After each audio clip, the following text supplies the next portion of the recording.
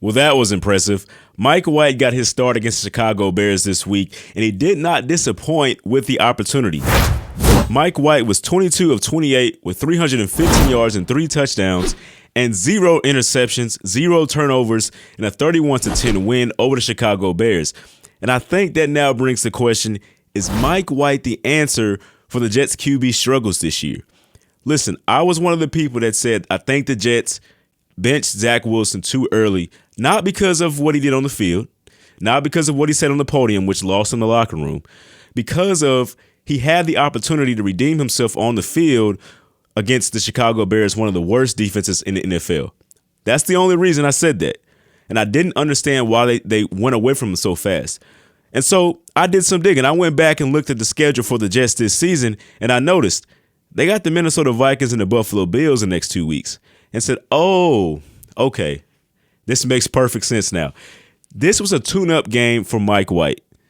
This was a tune-up game because you don't want your first starts to be against those two teams, the Minnesota Vikings and the Buffalo Bills, two of the best in the NFL. And so it makes perfect sense that he was able to get the start. Now he has this under his belt. He has built up the confidence, not only in himself, but the guys around him have seen how he can perform. This was like a Tom Brady-esque type of game this week. He looked poised in the pocket. He didn't make too many dumb decisions. He only made one bad throw in the entire game, which could have caused an interception. That was the only bad throw he made. But other than that, he was all for it. 10 different guys got a reception in this game. 10 different wide receivers caught the ball. And so going forward, the Jets are comfortable with who they have at quarterback. We talked about who the best quarterbacks in the league on the last podcast. We talked about Jalen Hurts, Patrick Mahomes, Josh Allen, Justin Herbert, Joe Burrow, Aaron Rodgers, Tom Brady, guys like that, Lamar Jackson, Dak Prescott. All those guys are mentioned, as the top quarterbacks in the league. Nowhere in there did the Jets have a quarterback in that conversation. And the Jets are trying to get to their first playoffs since 2010.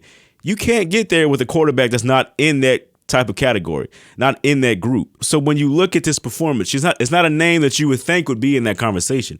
But if it continues to play like this, 300 yards, 3 touchdowns, you're going to have a quarterback in that situation, in that conversation. The Jets are now 7-4 this year. So they're very, very close to finally breaking the threshold and getting into the playoffs.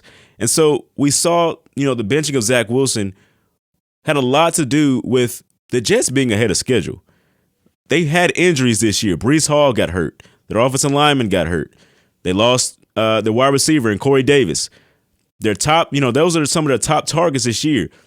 They're ahead of schedule. Even the front office, I don't think, realized how good they were going to be this year. Getting to this point, it said we can't just go with Zach Wilson, who's not producing on the field right now, because I still think Zach Wilson needs more starts before he becomes a competent quarterback.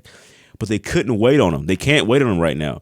And because he went in the locker room, because he went on the podium and said no and lost, the confidence in the guys from the locker room, they had to move on. They had to move to Mike White this year.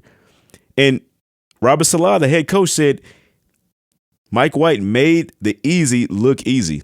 That's pretty much the sums up what it is for this offense. We've seen Mike White have a great game last year. We've seen it against Cincinnati where he had a bunch of dunk throws and broke the record for the most completions for a quarterback in his debut, completing 38 of 45 passes. But he dropped off in those next 2 games. Before this game, Mike White was 1 of 2 on his career record. He had 250 yards. He had 4 touchdowns and 6 interceptions with a QBR of 78.4. So it didn't look that good. But this year could be a lot different. Could be a lot different because Mike White doesn't have to be this hero type of quarterback for them to win games. You just got to be able to make the easy look easy, as Robert Saleh just said. You got to be able to go out there and complete those screen passes, complete those slant routes. Look a guy off and complete the pass on this side of the field. That's all they need in their quarterback this year because their defense is so good. You're going to stop teams. You're going to stop opposing teams. You're going to do it. And Mike White said he felt more comfortable. He felt more comfortable this year because, like I said, he doesn't have to be Superman for them to win games. He knows that, and I think a lot of people around the NFL know that. And he went out there with 198 yards in the first half, which is the most by a Jets quarterback since Mike White did it last year against Cincinnati. The Jets are trying to get to the playoffs. They're trying to get to the playoffs. There's no doubt about it. Robert Saleh has proven to be the best hire for the organization. They've proven that they can add pieces to this team, to build a very dominant defense. They have the offensive weapons. Now they got Mike White. And so when we ask the question, is Mike White the answer for the New York Jets this year? And I think he is. Especially for the short term.